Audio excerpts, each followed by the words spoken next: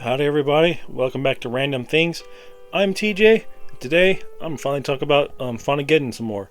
A few videos ago I talked about the world and factions and stuff, and I've already made a bunch of characters and I kind of want to talk about them, so I'm thinking about doing some sort of dossier videos on the different units, show some pictures of the figures I've made, maybe some really terrible art I made of it, and talk about my thoughts on basically their powers and how they may or may not work on the table. Now, disclaimer, the game is I'm still working out bugs and play testing and stuff, which comes second to me making figures, so a lot of this stuff could change.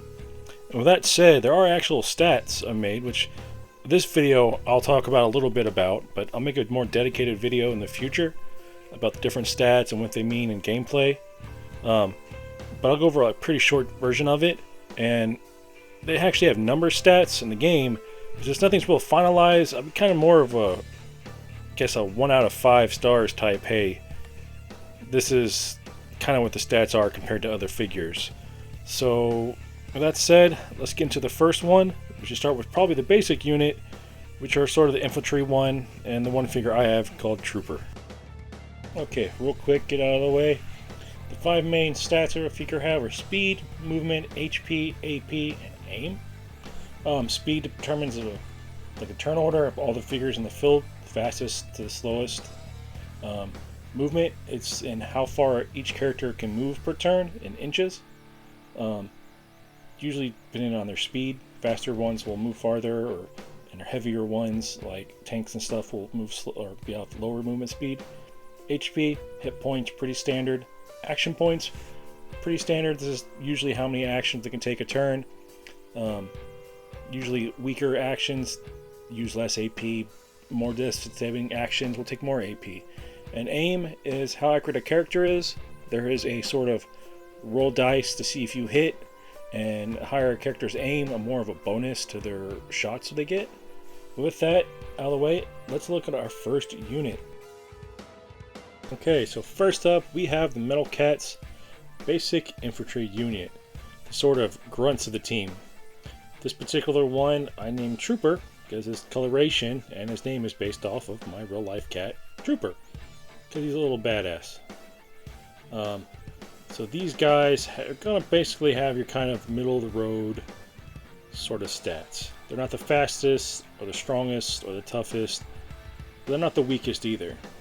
Their movement speed is going to be about average. This unit is kind of middle ground where everyone else is going to be based off of. The starting point, so to speak. They're going to have sort of middle round speed, so they won't be, making the first move in the game, but they won't be the last players, to move. Their movement, going to be, I'm not sure. I would like to say middle ground, but seeing as they're felines are pretty quick animals, I may bump their movement distance up in the future. Their HP, going to be the average. They can take a few hits, but it'll probably get destroyed by the bigger things like tanks and vehicles, but they can survive like pretty normal encounters. Their AP, once again, middle of the ground. They won't be sit there making shit tons of moves per turn, but they get a couple shots in, and their aim is going to be pretty decent. They're not going to be using anything really big guns that need a super aim, but their aim is going to be kind of very basic, middle of the road, probably 50-50 hit. As far as their basic loadouts goes, because this game involves you being able to change around equipment and stuff, they're basically going to be able to use anything that's an assault rifle or smaller.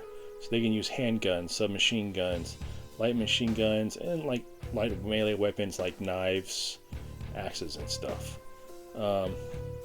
Also, according to the game lore, these cats are probably about the size of a normal dog, so they can use pretty big stuff pretty okay.